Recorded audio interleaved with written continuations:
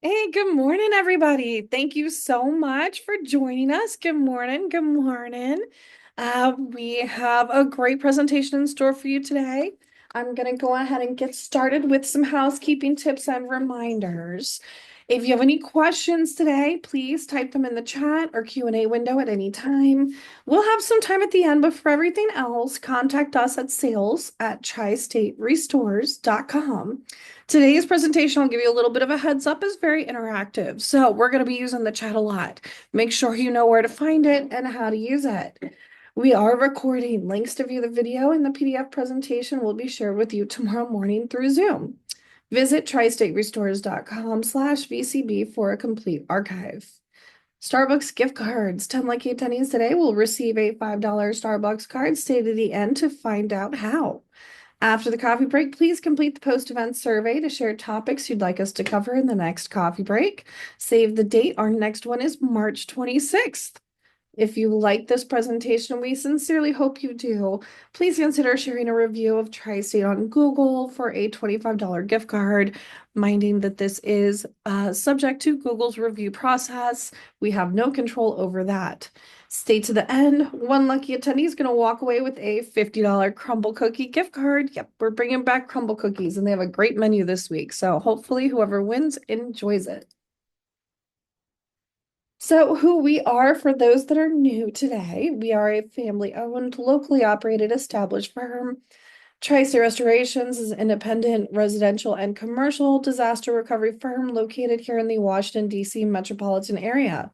We specialize in the mitigation, remediation, removal, cleanup, and restoration efforts of both large and small water, fire, mold, biohazard, and lead and odor caused damages.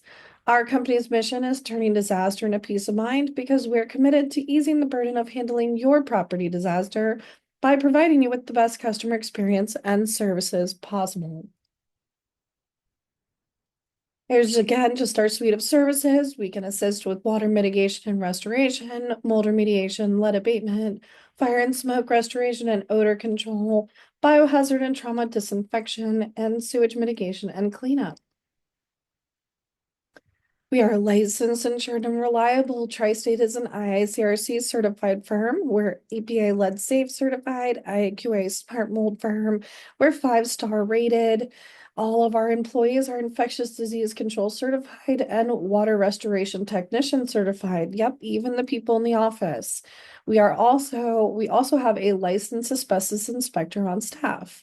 And we belong to these wonderful organizations down here. We are members of the Property Management Association, members of 2 chapters of the Community Associations Institute and AOBA. Now I'm throwing this in here because it's right around the corner. We are 3 weeks away from one of the biggest events of the year for my property manager friends here on the call. I see you guys. PM Expo is March 19th at the PG County Sports and Learning Complex. It is themed a date the fair. It's going to be a fantastic time. Come get your funnel cakes, your fried Oreos, your popcorn, and your cotton candy. Enjoy a day full of learning all about your industry and tips and tricks to help you be the best you can be. We'll see you under the big top at booth 422. If you need a ticket, reach out to me at any point in time after this presentation and I'll get you hooked up. Now getting into it, today's presentation is all about plumbing, frequently asked questions, and facts. So we threw a bunch of really interesting facts in here. And for the frequently asked questions, my colleague, Mr. Deon Gray, is here with me. Several of you guys may have met him in person or heard from him. He is one of our regional business developers, and he actually has some secret skill sets. Little do many people know, Dion is very familiar with plumbing. He previously in his prior life to Tri-State used to work with a lot of plumbers and HVAC technicians, and he knows his way around tools. So he is here to assist, and he's going to be helping walk us through these questions, and he will be your subject matter expert for today to help answer any questions. So I'm going to pass things over to Deon and we're going to go through some really interesting frequently asked questions and just facts that we found. Now, this is the part where everybody needs to know where their chat is. We're going to ask some very fun questions and hopefully some people will know the right answers. All right, Deon, take it from here. Good morning, everybody. So honored to be in front of you guys today. I think we're going to have fun with this. So the first question we have here today is, what is the world's oldest plumbing? Now, don't be shy. And the picture is not indicative of the answer. Just to let you guys know, for the people saying Roman aqueducts, that's a very, very good guess. But think even older. Way before my time. We weren't even a glimmer in our parents' eyes. That is correct. Mm-hmm. Egyptian irrigation. Ooh, that's a great guess, Amy. Okay. Yeah, Syrian. Okay. All right, so we're gonna go on ahead with the answer. Alrighty. So the world's oldest plumbing system dates back to 4000 BC. And ancient Mesopotamians, they used clay pipes to transport water. Oh, Mesopotamia was your next guess. Good job, Oh, Paul. wow. Good job, Paul. All right. Now, this is a good one because I feel like a lot of people may not know. What consumes the most water in your home? I'm not going to give any hints. I'm going to leave it all to you guys. My dog. That's That's Scott. Water heater. Oh, washing machine, toilets. Okay. So congratulations to the people that said toilet. It is your toilet. Roughly 30% of your household water usage goes to flushing. And when the toilet does flush, it regains that water back inside of that tunnel. Alrighty. Where does the word plumbing come from? Anybody know?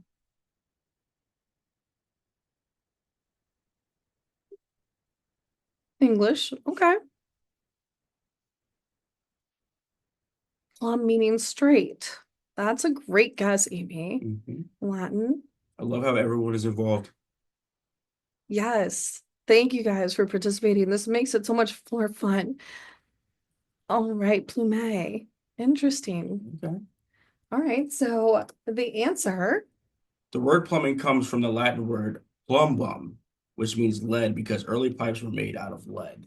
So this it was included in today's presentation because my children, 5 and 10, thought the word plum bum was the funniest thing they've ever heard and proceeded to call everything a plum bum for the last week in my household. So enjoy that. Take that back home to your kids because they will also find the hilarity in it.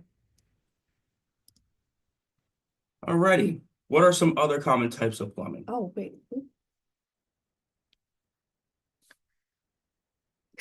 Thanks, Kevin.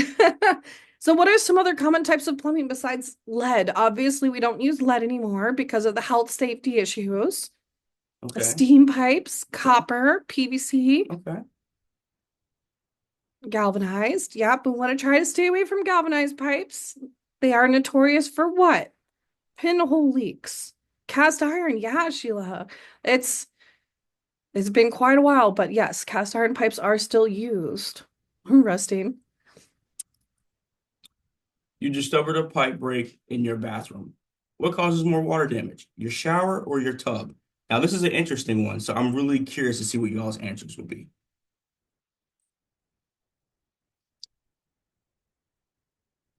Okay. Okay. Tub to the volume. See, that would be my guess as well, and that was my guess. But for all of you people that said shower, That is correct. The drain line on a shower is actually much larger than your tub.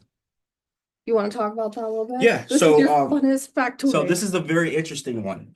So I was remodeling my parents' bathroom, and I completely forgot that the shower drain is actually 2 inches, where your tub drain will only be inch and a half.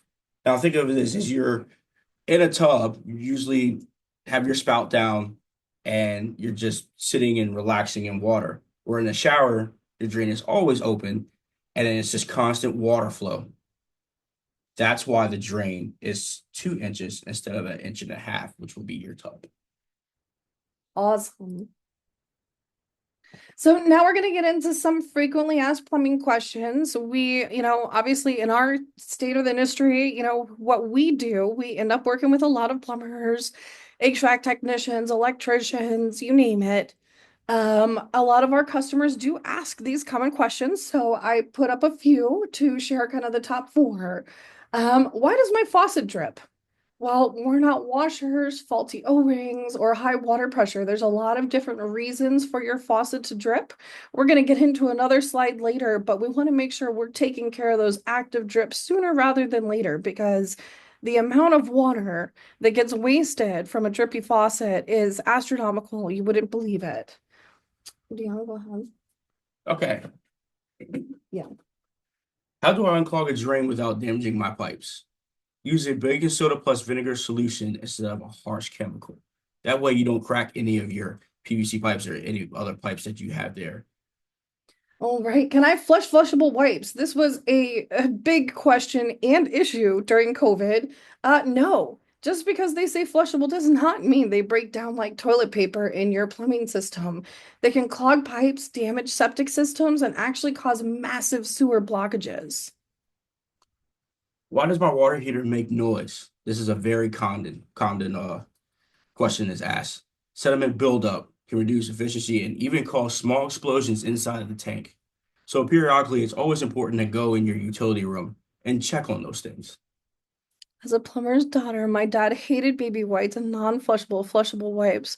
I'm also on septic, so yes, Sheila, exactly. Absolutely. And even if you're on city water and you're not on septic, it's really a big no-no. Just because it says flushable doesn't mean that it's real. That is kind of a marketing ploy to get you to purchase these products. They are definitely not made for your sewage systems. All right, so here we are. A dripping faucet can waste over 3,000 gallons annually. That's 180 showers worth of water down the drain. Fix those leaky faucets, guys. Common signs of plumbing issues. Fact, a small leak can waste up to 10,000 of water per year. That's a lot of water. Here are some red flags. Low water pressure, that can indicate a hidden pipe leak. Slow drains, potentially clog buildup or pipe damage. Discolored in your water, rusted pipes or contamination. Higher water bills, you might have a silent leak. And again, this brings it back to those galvanized pipes, these slow leaks. A lot of times people don't find out about them until they're noticing their water bill is getting higher or the plumbing pressure of the property is a little bit out of whack. These can go on, unfortunately, for months and even years without being noticed because it is such a small leak that the drywall, the insulation kind of hides it from you. So it's very important to make sure you're getting your plumbing systems inspected annually and you're aware of any influx of water use or a decrease. Both would be red flags. A leaking toilet can waste up to 200 gallons of water per day.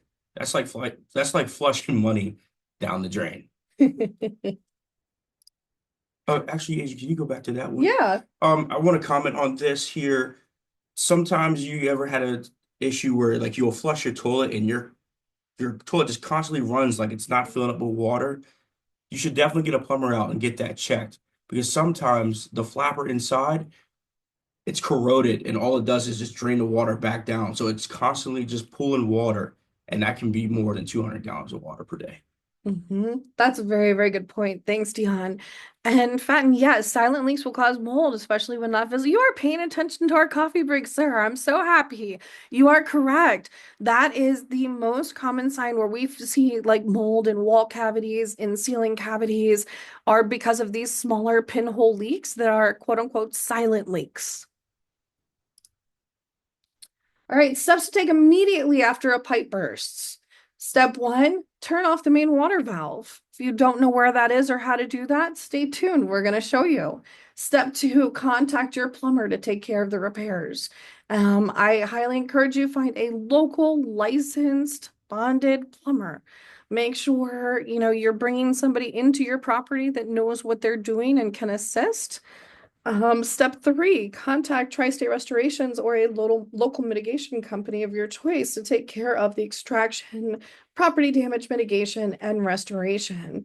We're ready 24/7 to expertly help you turn your disaster into peace of mind.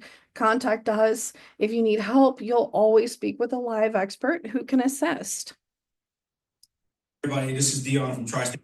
And I'm gonna actually, oops, pause this. Oops. Everybody, this is Deon from This is Deon. We're actually going to show you how to shut off your water valve now. The video auto played, so sorry about that, guys. We're going to go ahead and click play now. Tri-State Restoration, give you another heads up update here. Today I'm going to be showing you guys some valves. As you see here, I have a ball valve in your home, and you can also see one of these CPVC valves in your home. So I'm going to show you a little bit about these valves and how to turn them off to stop the secondary damages. You can see here on this handle, it has a pretty much arrows for turning off. As you can see right here, it says the off position. So all you do is just, sometimes it might be a little tight, but all you do is pull it down and it's closed. And then to open it back up, you move it up just like that. Okay. CPVC valves, okay? Sometimes they're in your ceiling like this. Sometimes they're standing up like that. So if they're like this, all you do to turn them off, there's a little in-groove section that you see right here. All you do is turn it in that in-groove section. All right. Just like that, and it's off. Sometimes it might feel a little bit tight because you got water pressure in there, but take your time and hold on to the pipe and the valve. Turn it back on, just like that. You got any more questions? Give me a call, 866-818-1949. Take care. Thank you, Deon. Any other points you want to make about the water shutoff valves? Yeah, so the water shutoff valves, and again, I'm always here to help. It's okay to not know. As coming up and learning about this trade, I had no idea. So please, if you don't know, I have no problem coming to where you may be, show you this presentation, and help you not create any more secondary damages in your home. Exactly. The faster you can find the shutoff valve, the better, because the time equals money in this instance. The more water that comes out and starts to migrate in your property, the worse things are going to get because the more affected building materials there are. So we want to make sure once you hear that, classic noise, water rushing, sounds like it's raining in your home, go find your main shutoff valve and get that turned off while you can work to do some investigating and figure out what it actually was that caused the pipe to burst and where it is located. So you can get a plumber out to get that fixed. And I want to put on one more key. Does anybody on here know the size of your main water shutoff? Oh, that's a great question. Because there's two different size pipes in your home. I think you're gonna have to tell us, sir. All right. It's okay if you don't know. So your water coming inside your house is a 3/4 inch pipe. Your supply lines for your shower, your tub, and your faucets are all 1/2 inch. Oh, and that's a really good thing to note too. If you notice that you have a localized issue that's just for your kitchen faucet or just your bathroom toilet or shower, you likely do have local shutoff valves for those in your property. So instead of having to go find the main shutoff, you could potentially shut off at the source. And that eliminates you from not having water until you're able to figure out how to fix the issues that are happening. Okay. Hidden water damage risks. So here's a great fact. Mold can start growing within 24 to 48 hours after a water intrusion. Yes, even in winter.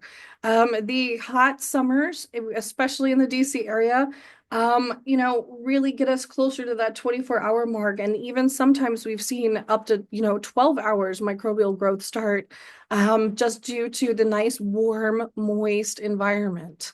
Common causes, leaky appliances, washing machines, water heaters, roof leaks leading to attic water damage, hidden pipe leaks inside of walls, galvanized pinhole leaks are very common, poor drainage around the foundation, and water migrating under flooring. The cost of water damage annually in the United States averages to about $13 billion. That is a lot. So water damages are very, very common. They happen every day. Um, no, you can't predict them, but there are a lot of things you can do to prevent them. So always better to be proactive than reactive in these types of situations. So how to prevent water damage? Just a little factoid here to throw in there. Did you know copper pipes, they can last over 50 years, but they do need maintenance. Hard water and corrosion can shorten their lifespan. We propose doing regular inspections, checking under your sinks, behind appliances, and in your basements. Have your plumbing checked annually by a licensed professional. Know where your main shutoff valve. We just talked about this. Quick action can prevent major damage and save you tons of money. Upgrade to smart water sensors. This is my pro tip for you guys. You can detect leaks before they become disasters by having a water sensor. A lot of these things are Bluetooth operated, so you get a nice little alert on your mobile phone. So even if you're not even in your residence or at your property that you're managing, you'll be able to get alerts to things to, start being proactive to help get those repaired. Gutter and downspout maintenance. This prevents foundation flooding. It also helps prevent issues with your roof awnings and leaks and water intrusions that way. Annual water heater flushing extends the lifespan and prevents leaks. Water heaters just don't last as long as they used to. They used to have a lifespan of 20, 30 years. Now we're lucky to get 10. So make sure you're checking these annually to prevent risks associated with these water heaters, leaking, exploding, all kinds of issues can happen with water heaters. All right, we're going to go through some recommended biannual property inspections to prevent water intrusions. Cleaning gutters and downspouts. Ensuring the correct path for water. So after the last frost has passed, which we may be close to that, today it's going to be 60 degrees. We have no idea what it's going to be tomorrow. We live in the DC area. Um, but having your gutters and downspouts cleaned early in the season can help prevent damage from the spring rains. It can also help prevent damages from any other kinds of roof issues that you may have. Hose bibs.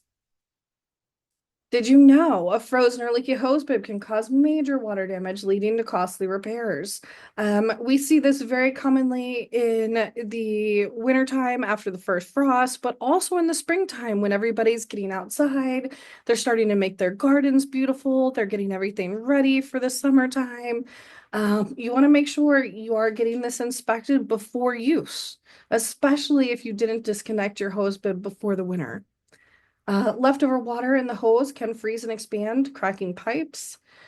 It can also have already cracked by you not winterizing it properly. So when the first time you go out to connect your hose to the hose bib and you're watering your garden, inspect your basement, inspect the area in your home that that hose bib backs up to, because you may also be watering your property unintentionally.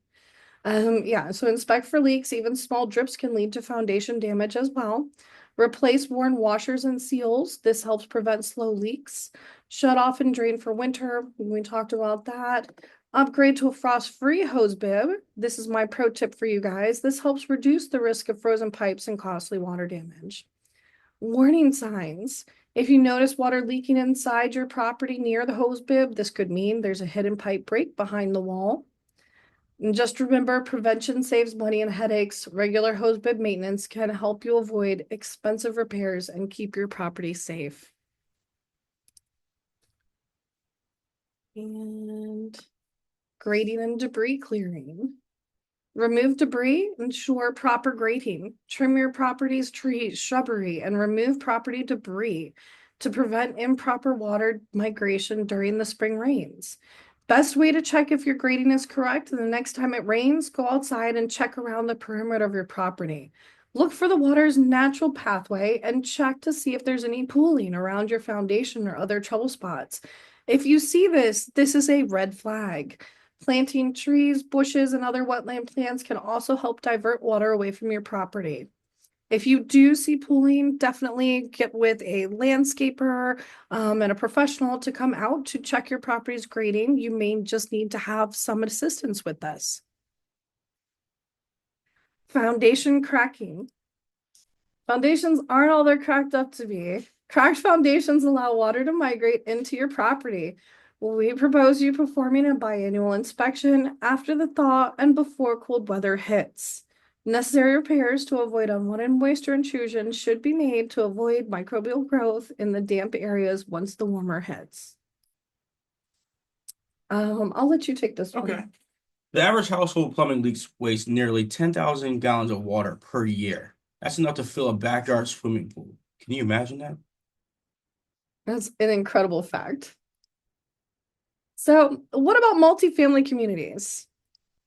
I know a lot of our presentation is geared towards homeowners and single family dwellings, but in a community association or multifamily building, spring seasonal maintenance projects can vary depending on the particular size and shape of the property. Some communities' spring checklists may just consist of removing winter debris from the pits and planters out front, but others may require coordination with vendors to assist with cleaning and prepping swimming pools, tennis courts, playgrounds, definitely checking plumbing, HVAC, electrical systems, clearing any clogged drains, maintaining roofs and awnings, and more. Many of these property hazards lead to one major destructor, which is mold. And that is a perfect segue into next month's presentation. Save the date, guys. We are going to be back March 26th, and we'll be taking a deep dive into mold remediation and how to prevent microbial growth from creating a home in your home. In closing, if you suspect you have a property hazard or require assistance with water, fire, smoke, ladder, biohazard damages, give us a call. We are here 24/7 to help you with your disaster. And again, please help us when you're done with this. Respond to the survey at the end. Let us know what you'd like to see next time.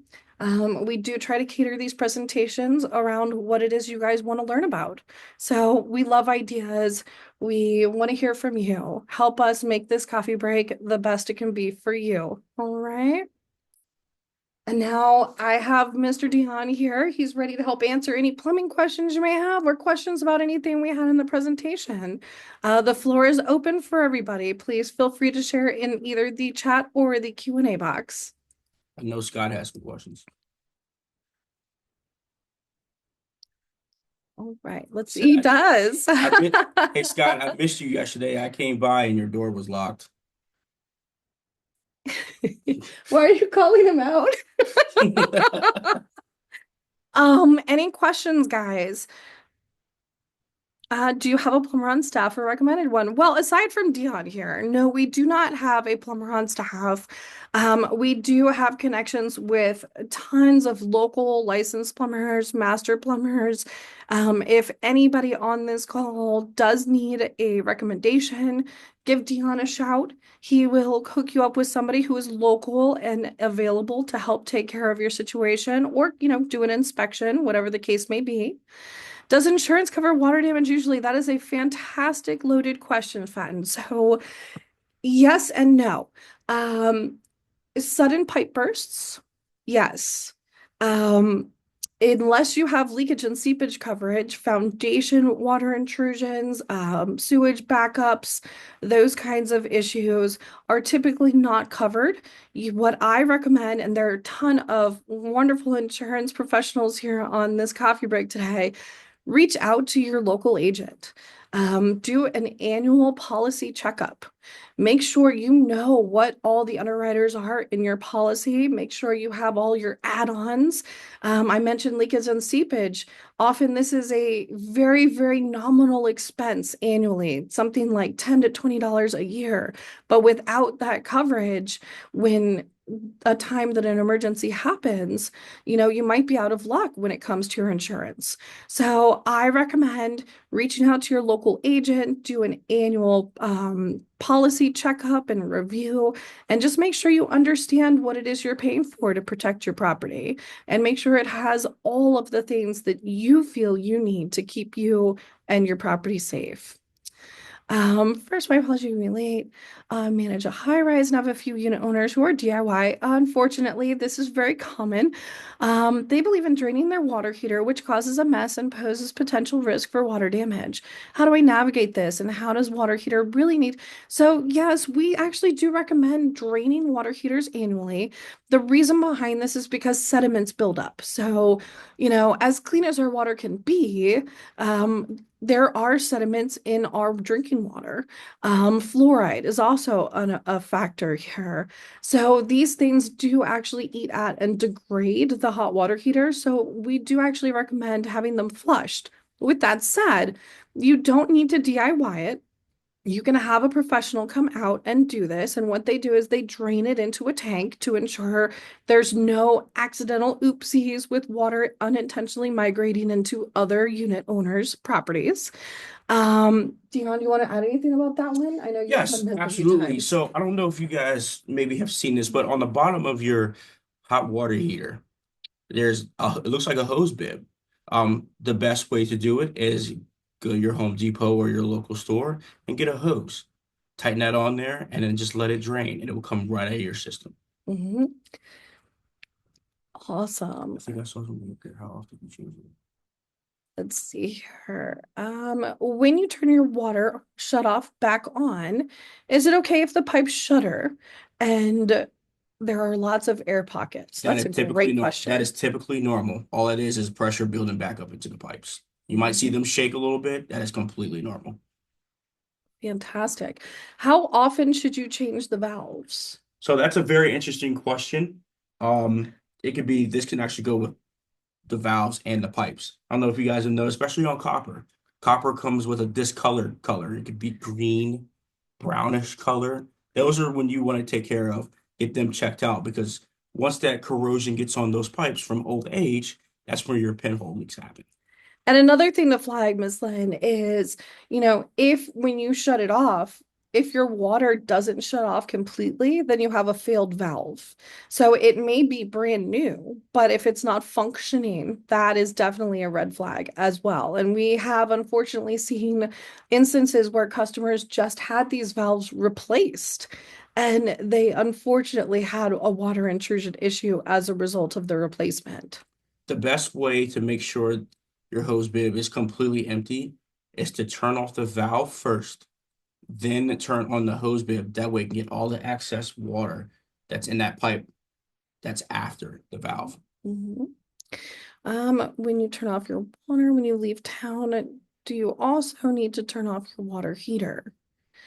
I wouldn't turn off my water when I leave town or adjust the temperature of my home. And the reason being, we want unoccupied dwellings to maintain a safe temperature, right? Because, whether it's hot or cold, both are bad and red flags to a property. Excessive heat in the summertime with the moisture in the air that comes with a hard DC weather, this can actually cause mold growth in your property. So I would refrain from, turning up the temperature above 70 when you leave. And I would refrain from turning off your plumbing because the pressure that builds up can actually cause issues when you return and turn it back on.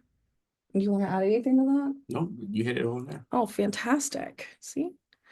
Awesome. So with all that said, I know we're at 11:05 right now. I want to make sure we get our prizes awarded before we let you all off.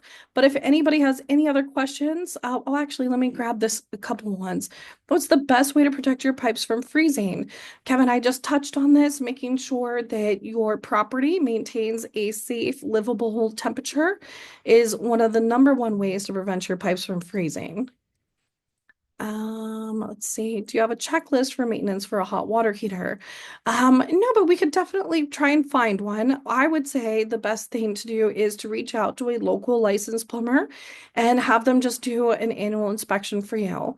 They can come out, they can drain the hot water tank, they can make sure that it's clear of any sediments and that it is still good for use.